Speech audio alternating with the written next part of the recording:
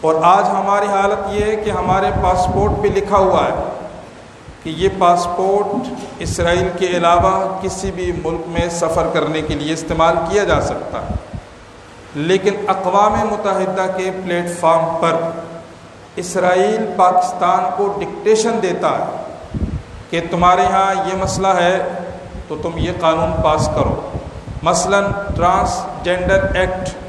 ایک قانون ہے، ہماری وفاقی شرعی عدالت، ہماری اسلامی نظریاتی کونسل یہ کہہ چکی ہے کہ یہ قانون غیر اسلامی ہے، اسلام میں اس کی گنجائش نہیں ہے۔ بظاہر ایسا لگتا ہے کہ یہ قانون جناب والا جو ہمارے یہاں سڑکوں پہ خواجہ سرا کھڑے ہوتے ہیں، سنگلز پہ آپ کو ملتے ہیں، ان کی حقوق کے دفاع کے لیے ہے، لیکن حقیقتاً ایسا نہیں ہے۔ ٹرانسجنڈر ایکٹ کا مطلب کیا ہے کہ ایک شخص اگر مرد ہے اور اسے بیٹھے بٹھائے لگتا ہے کہ میں عورت ہونا چاہیے مجھے، تو وہ جائے گا نادرہ کے پاس اور کہے گا جی میں اپنے آپ کو عورت محسوس کرتا ہوں، لہٰذا یہ مرد والا میرا کارڈ اس کو منسوخ کر دیا جائے اور عورت والا کارڈ مجھے دے دیا جائے۔ اور اگر کچھ عرصہ وہ عورت رہے، پھر اس کو لگے نہیں جی میں اپنے آپ کو اب مرد محسوس کرتا ہوں، تو وہ پھر جا سکتا ہے اور اپنے آپ کو وہ مرد کہلوا سکتا ہے۔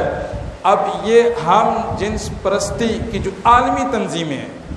ان کا یہ قانون ہے، اور اسرائیل اقوام متحدہ کے پلیٹ فارم پہ بیٹھ کر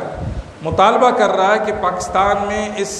ایسے لوگوں پہ جو ہے وہ ظلم ہو رہا ہے، زیادتی ہو رہی ہے، لہٰذا ایسے لوگوں کو قانونی تحفظ ہونا چاہیے۔ یہودی جنہوں نے میرے پیارے مصطفیٰ صلی اللہ علیہ وسلم کو دیکھ کر نہیں مانا، آپ کو پتہ ہے خیبر کی لڑائی، وہ یہودی اکثر آج بھی احتجاج کرتے ہیں، وہ کہتے ہیں خیبر تمہارا آخری چانس تھا۔ پھر مدینہ منورہ میں جو ان کی دشمنیاں تھیں اسلام اور صاحب اسلام سے، وہ واضح ایک تاریخ ہے۔ پھر سیدنا عمر فاروق نے بیت المقدس کو فتح کیا، پھر صلاح الدین ایوبی علیہ الرحمہ نے اس کو فتح کیا۔ ایک سنہری تاریخ ہے، اس تمام تاریخ کو ایک طرف رکھتے ہوئے ہمارے یہاں قانون دان ادارہ جو ہے سینٹ میں اجلت کے اندر بل پیش کیے گئے، اور اس میں یہ بل بھی پیش کرنے کی کوشش کی گئی کہ ٹرانسجنڈر ایکٹ جو ہے، جو یہ اپنے آپ کو یہ شناخت دے دے تو اسے ووٹ دینے کا بھی حق ہے اور الیکشن لڑنے کا بھی حق ہے۔ یعنی اس کا مطلب یہ ہے کہ کل آپ کا جو وزیر اعظم ہے ہو سکتا ہے پہلے 2 سال میں عورت ہو اور اگلے 2 سال میں مرد ہو، قانوناً اسے یہ حق حاصل ہوگا۔ اسی طرح حضور علیہ الصلاۃ والسلام کی شان میں جب گستاخی ہوتی ہے تو آپ کو پتہ ہے کہ ہم مسلمان ہیں، عملی لحاظ سے تو اسلام سے ہم بہت دور ہیں، لیکن آج بھی گیا گزرا مسلمان بھی نبی کی شان میں گستاخی برداشت نہیں کر سکتا۔ تو صدیوں بعد بھی جب وہ لوگ حضور کی شان میں گستاخی کرتے ہیں تو صدیوں بعد، 14 صدیوں کے بعد بھی اس امت کی ماؤں نے ایسے بچے جنے ہیں کہ جو اپنے سینوں پر گولی کھاتے ہیں اور من سب نبیا فاقتلوہ کا نعرہ لگاتے ہیں۔ وہ یہ کہتے ہیں کہ ہم اس کے لیے حاضر ہیں۔ اسی طرح قادیانی غیر مسلم ہیں، اس لیے کہ وہ میرے پیارے نبی علیہ الصلاۃ والسلام کو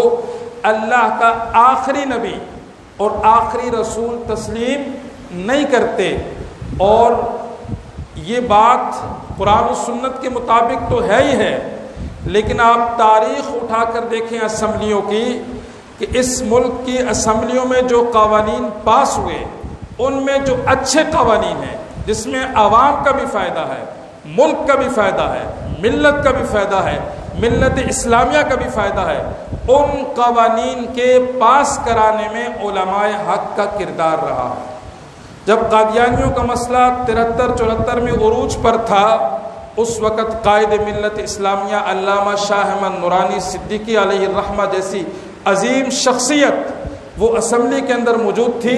تو انہوں نے قادیانیوں کو غیر مسلم قرار دلوانے میں اسمبلی سے اپنا مرکزی کردار ادا کیا، مرکزی رول پلے کیا اور قادیانی غیر مسلم کہلائے۔ لیکن اس کے بعد آج تک وہ چھپ چھپا کر لگے ہوئے ہیں، لیکن جب وہ کوئی ایسی حرکت کرتے، مثلاً قادیانیوں کو اجازت نہیں ہے کہ وہ اپنی عبادت گاہوں پر مینار بنا سکیں، جب وہ مناتے ہیں تو پاک مسلمان پہنچ جاتے ہیں عدالت میں اور وہ پرچہ کراتے ہیں جی ان کو اجازت نہیں ہے، تو ان کو وہ توڑنا پڑتا ہے، قانون بنا ہوا ہے۔ تو یہ قادیانیوں کے خلاف جو قانون ہے، اور اسی طرح تحفظ ناموس رسالت کی حفاظت کے لیے جو قانون ہے، اور پھر جو لوگ احتجاج کرتے ہیں حضور کے نام پر کہ میرے نبی کی شان میں گستاخی نہ ہو، قرآن کی شان میں گستاخی نہ ہو، صحابہ کی شان میں گستاخی نہ ہو، ان کو دبانے کے لیے ابھی 30 جولائی کو سینٹ کے اندر ایک ایسا متنازع بل پیش کیا گیا کہ اس پر خود پھر سینٹ کے اراکین نے بھی احتجاج کیا، اور احتجاج یوں نہیں کیا کہ ان کو اسلام سے بڑی محبت ہے، انہوں نے یہ نہیں کہا کہ یہ اسلام کے مخالف ہے، انہوں نے یہ نہیں کہا کہ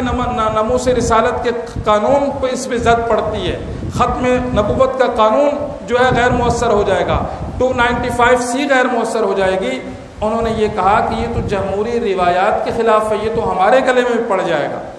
اور اس سے پہلے علماء جو بیدار ہیں، جو رابطے میں رہتے ہیں، حالات پر نظر رکھتے ہیں، انہوں نے سوشل میڈیا پہ اس پیغام کو وائرل کیا کہ ایسے قوانین پاس ہونے جا رہے ہیں، اور احتجاج کی ایک فضا قائم ہوئی، اور تحریک لبیک پاکستان کے قائدین نے بھی یہ اندیا دیا کہ قوم تیار رہے، اگر کوئی ایسا قانون آتا ہے تو ہم اس کے خلاف بھرپور مزاحمت کریں گے۔ تو ان مسائل سے بچنے کے لیے فی الوقت اس قانون کو روک دیا گیا، لیکن مستقبل میں ایسی چیزیں ہوتی رہیں گی، اور یہ سب کچھ کس کی ایما پہ ہو رہا ہے؟ اسرائیل کی ایما پہ ہو رہا ہے، قادیانیوں کی ایما پہ ہو رہا ہے۔ تو ان 75 سالوں کے بعد آج ہم کہاں ہیں، اور ہمارا یہ نعرہ کہ پاکستان کا مطلب کیا، لا الہ الا اللہ، اس پر ہم کس حد تک عمل پیرا ہیں، اس پر مجھے اور آپ کو سوچنے کی ضرورت ہے۔ اور آج پی ڈی ایم کی حکومت ہے جس کے سربراہ مولانا فضل الرحمان خود اپنے آپ کو عالم دین کہلواتے ہیں، ان کی حکومت کی موجودگی میں یہ سارے مسائل ہو رہے ہیں۔ تو ہمیں سوچنا چاہیے کہ الیکشن میں ہم کن لوگوں کا ساتھ دیتے ہیں، کن لوگوں کو ووٹ دیتے ہیں۔ اگر ایسے قوانین بن گئے تو کل ہماری اخلاقی جو اقدار ہیں وہ بھی تباہ ہو جائیں گی، اور اس کے ساتھ ساتھ جو دینی اقدار ہیں، ہمارا جو ایمان ہے وہ بھی متزلزل ہو جائے گا، وہ بھی غیر محفوظ ہو جائے گا۔ اس کے لیے ہمیں بحیثیت پاکستانی ضرورت ہے کہ ہم حضور سے غیر مشروط وفا کرتے ہوئے اپنا تن من دھن سب کچھ قربان کرنے کے لیے تیار رہیں، اور امت کو اور ہر ایک اس غنڈے کو، اس دہشت گرد کو جو پاکستان میں اس طرح کے قوانین لانا چاہتا ہے، یہ پیغام دیں کہ ہم حضور کے غلام ہیں، بیدار ہیں، وقت کرنے پڑنے پر حضور کی عزت و ناموس کی حفاظت کے لیے اپنا تن من سب کچھ قربان کریں گے۔ آپ نے اپنے جذبات کا اظہار کرنا ہے، میری گفتگو کا وقت تمام ہوتا ہے۔ تاجدار ختم نبوت، تاجدار ختم نبوت، اور اے اللہ کے رسول ہم ہر وقت موجود ہوں گے۔ لبیک لبیک لبیک یا رسول اللہ، لبیک لبیک لبیک یا رسول اللہ۔ انہیں جانا انہیں مانا، نہ رکھا غیر سے کام، للہ الحمد، میں دنیا سے مسلمان گیا، وما علیہ۔